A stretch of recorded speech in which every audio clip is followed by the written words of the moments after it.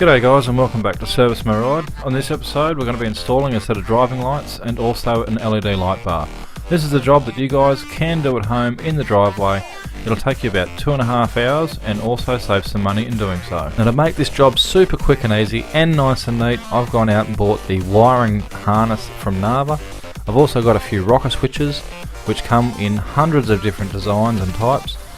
The two that I've gone with, the first one is for the driving lights and the second one is for the LED light bar. And depending which state you live in, it is a requirement that every driving light or LED light bar that you install is powered by its own individual switch. So here's a look at the wiring diagram that we're going to use. It's got the relay on the right hand side there, the 4-pin relay, and very easy instructions on how we're going to wire this relay up. So let's get started. Firstly, we're going to go into the engine bay and we're going to disconnect the negative side to the battery. Pop that to the side out of the way, and then we're going to find somewhere in the engine bay to mount our new relay. Now we have to mount the relay within 300mm or a foot from the battery. Now you can use an existing hole that's already in the engine bay, or we can create our own. I'm going to create one right next to the other relay. So grab your drill and drill a small hole if you're going to use a self-tapping screw, or make it a little bit bigger because I'm going to use a bolt with a nut and washer on the back.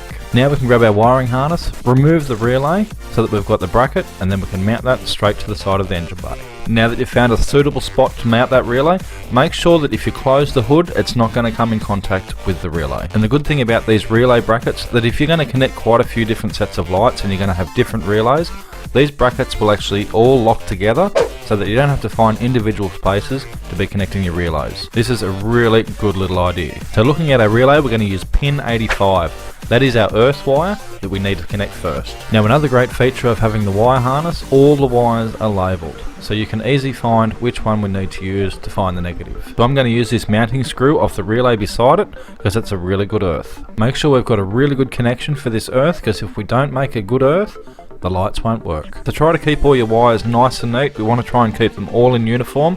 So bend the wires all to one side. We want to try and make this look as neat as possible. We don't want it to look like a bird's nest.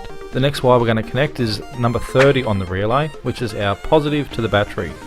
This is going to be a inline fuse connecting straight to the positive terminal on the battery. Now it's really important that you get a really good connection onto the positive side of the battery. Make sure you do this nut up nice and tight. Now we move on to pin 86, and these two wires are going to run into the cabin. So we're going to run the wires up the side of the engine bay and in through a rubber grommet just behind the fuel filter. Now you can see I've used this grommet before, but if you're unsure, you can undo the two nuts on either side and have a look to see how the wiring goes through the car. But I know if I stick to the top, I'm not going to hit any wires, so I can stick the screwdriver straight through to make the hole. Now make sure with these wires, when we're running them from the battery, we want to keep it nice and neat. We don't want any loose wires hanging down through the engine bay.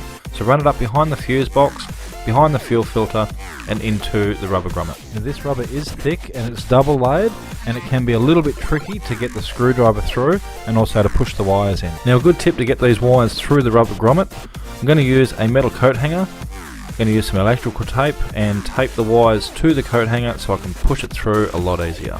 And when pushing the wires through, we want to push them in a downward direction so they come out in the footwell. Now that you have the wires through there, you can now go into the inside of the car and pull the rest of the wire through to the cabin. Once we've pulled all the wire into the car, we can remove the coat hanger from our wires. Grab your wire strippers and you can take off about 6mm of installation off both the red and the brown wires. Make sure to give these wires a good twist. We don't want any fray or loose wires hanging at the sides. We want a really good connection.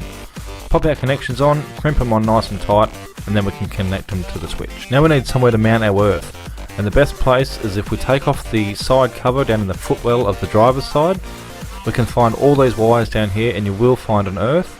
You'll see a couple of screws in the side where it's holding wires. That's where we're going to mount our earth. And you want this wire to be about 1.5 to 2 meters long, because you can trim that down later on. Now on the back of the switch, all the pins are individually numbered. We've got an 8, a 7, a 2, a 3, and a 6. Now these fins on the side, number 7 and number 6, that's the positive and the negative. We can hook those up so that the switches will illuminate in the dash once we turn our dash lights on. Okay, so the first one we're going to connect is number 8. That is the earth wire we just connected in the footwell. The second one is going to be our high beam light, which we're going to connect to number 2, and down the bottom on number 3 is our accessories, which is our driving lights that we're connecting. Now you want to find somewhere to install your switch.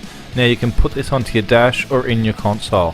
Now I've actually got a switch box coming because I'm going to be connecting quite a few switches and lights to the car, which I'm going to install in a later video. Now if you're not sure which one's the high beam light, before you disconnect the battery, we're going to get our wire tester, put the lights on high beam and touch the wires. Now when the light comes on, we know that's our high beam light.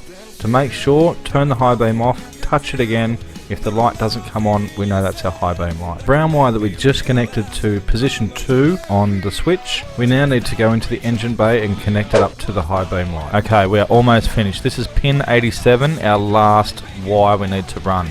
Now if you're running headlights, we want to run 2 wires, and if you're only going to run one single light bar, 1 wire is all you need to run. And to keep the wires nice and neat and hidden in behind, we're going to remove the grill just so we can get a better finish. Now on the wiring harness, we're going to give you plenty of wire to run from the relay to connect to your driving lights. So trim that down so that we don't have to roll it up and cable tie it behind the grill.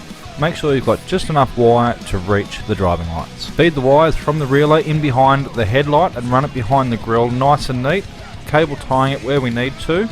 Make sure this doesn't come in contact with the radiator. We don't want these wires getting hot, melting and perishing later on. Now if you don't feel confident using a soldering iron, you can still use connectors to join these 2 wires. Now we can return the grill back into place, fastening it with the grill clips. And on the back of the driving lights or the LED light bar, there will be a black return wire. This wire we need to earth out in the engine bay. To do this, we can use a pre-existing earth point within the engine bay. Now that all the wiring's done, run around the car, make sure everything's nice and neat, all the wires are out of the way. We can then return the negative wire back onto the battery and tighten it back up. With the wiring harness, it will come with a supplied fuse in the kit. Now that the fuse is in place, we can now jump in the car and flick the switch and check out our brand new lights.